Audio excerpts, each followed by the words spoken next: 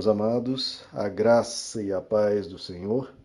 Eu sou o pastor Rômulo Pereira, da Igreja Batista, Palavra da Graça, e hoje nós vamos estudar os Atos dos Apóstolos, capítulo 8, verso 19, que diz: E disse, dei-me também este poder, para que a pessoa sobre quem eu impuser as mãos receba o Espírito Santo.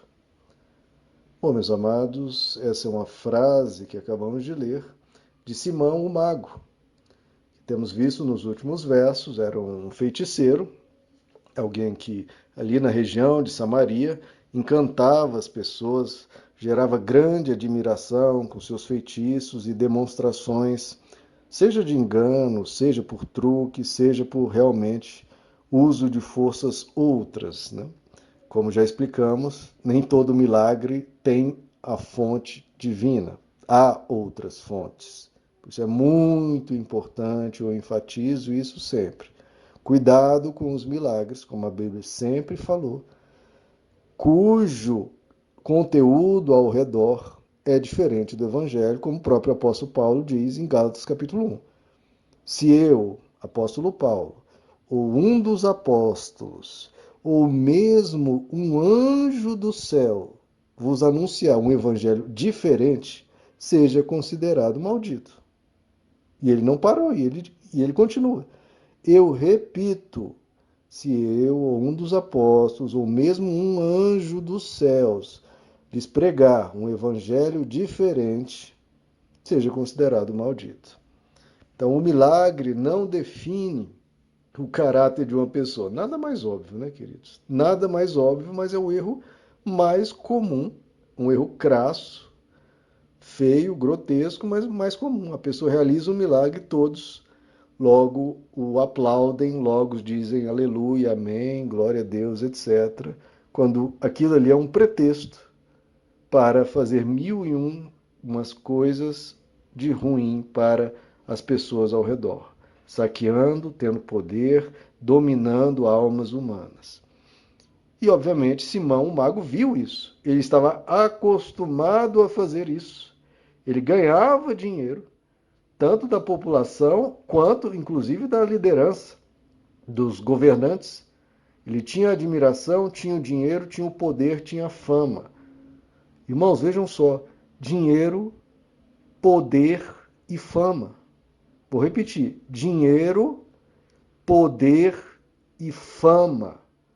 Três coisas, uma só, já corrompe a imensa maioria dos seres humanos. Ou dinheiro, ou poder, ou fama. Agora, na religião, muitas vezes vêm as três coisas juntas. As três. E aí não há de se impressionar ao ver alguma corrupção generalizada. E as pessoas embarcando na religião buscando isso. Pessoas sem caráter, sem dignidade, mas elas querem. E os olhos brilham de ambição, de cobiça, de ganância. Por quê? Porque querem. Veja só, num lugar só você encontra dinheiro, poder e fama. E se isso corrompe, uma só corrompe, quanto mais as três.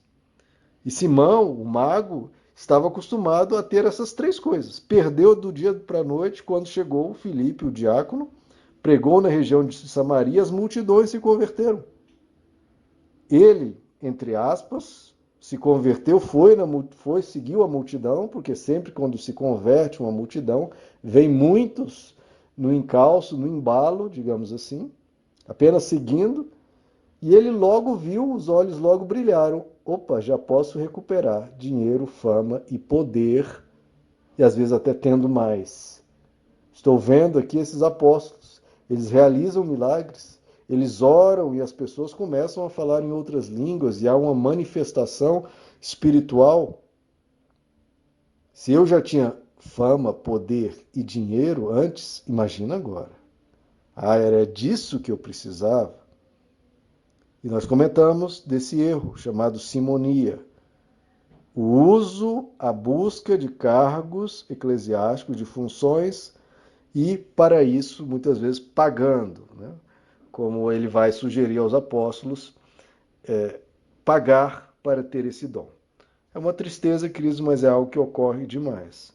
Em Mateus 18, Jesus nos fornece uma cura para isso. Mateus 18, verso 1 nos diz: naquela hora chegaram-se a Jesus os discípulos e perguntaram: quem é o maior no reino dos céus? Essa, queridos, não é uma pergunta inocente. Os discípulos, eles várias vezes tinham contendas entre si, discutiam entre si para ver quem era o maior. Porque esse era o interesse. Muitas vezes buscavam e desejavam e ficavam com Jesus e tudo, mas, irmãos, muitas vezes algo que começa inocente e puro se contamina. Por quê? Porque tem dinheiro, poder e fama. Dinheiro, poder e fama. Eles começaram a discutir entre si e várias vezes eles se questionando, ouvindo a Jesus, como a mãe de Tiago e João falou: conceda aos meus filhos assentar-se um à direita, outro à esquerda no teu reino. Pessoas querendo posição. Tudo isso é muito complicado no coração humano. Perguntaram para Jesus: quem é o maior no reino dos céus? Obviamente, eles com interesse de aprender como galgar posições, como se destacar mais, como receber mais, para poder empinar mais o nariz e, ou seja, se estragar totalmente como os fariseus e todos os antes e depois deles. O que Jesus faz? Ele nos mostra a cura para isso, queridos. Diz no verso 2, Jesus, chamando uma criança, colocou-a no meio deles e disse: em verdade vos digo, que se não vos converterdes, primeiro precisa se converter, porque quem tem esse tipo de pensamento nem sequer se converteu, precisa de uma renovação, precisa nascer de novo. Em verdade vos digo que se não vos converterdes e não vos fizerdes como crianças, de modo algum entrareis no reino dos céus. Portanto, quem se tornar humilde como esta criança, esse é o maior no reino dos céus. Veja, queridos, os valores de Deus são diferentes dos valores dos homens. Humildade é algo fundamental, essencial na vida de um cristão.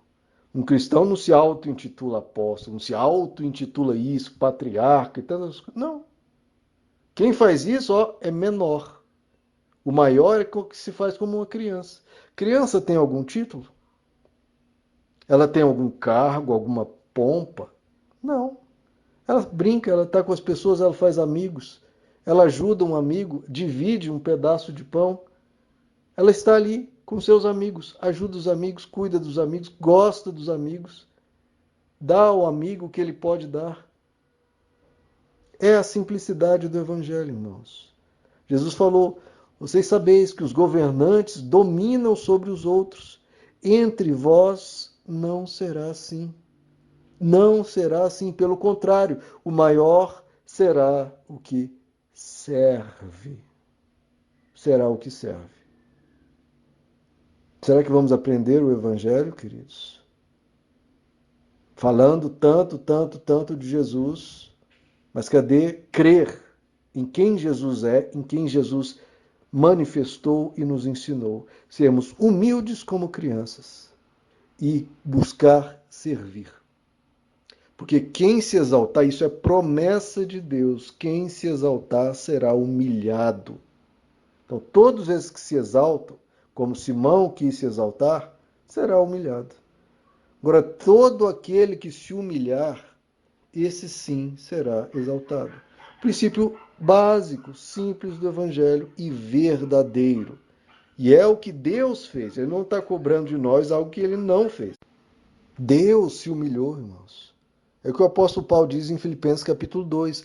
Tende em vós o mesmo sentimento que havia em Cristo Jesus, que sendo Deus, não teve como usurpação ser igual a Deus.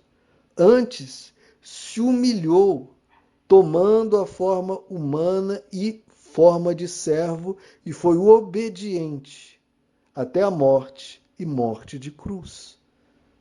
Esse é o Deus, queridos. Esse é o verdadeiro Deus, o Deus que serve. o Deus que se humilha, o Deus que vem ajudar e socorrer, que ele não vem para receber aplausos, louvores, elogios, ele veio para cuidar, ele veio para limpar os pés da humanidade. E ele disse: vocês me chamam Senhor e Mestre, e dizeis bem, porque eu sou. Mas eu não vim para ser servido, eu vim para servir. Se nós nos chamamos discípulos de Jesus, nós devemos seguir os seus passos. Estamos aqui, amados, para servir as pessoas. E não buscar poder, fama e dinheiro. Não. Nós viemos aqui buscar sermos amorosos, sermos gentis, sermos bondosos, sermos sempre dispostos a ajudar qualquer um. Carregai os fardos uns dos outros, e assim cumprireis a lei de Cristo. Carregar o fardo uns dos outros. Chega dessa conversa mesquinha, egoísta, de ganância e soberba. Tudo isso é podre aos olhos de Deus. Que nós venhamos a ser simples, queridos, humildes, como o Senhor, como Deus é. Quem tenta ser Deus se torna diabo. Quem é simples, humilde, aí sim se torna parecido com o divino. Meus amados, que Deus lhes abençoe. A graça e a paz do Senhor.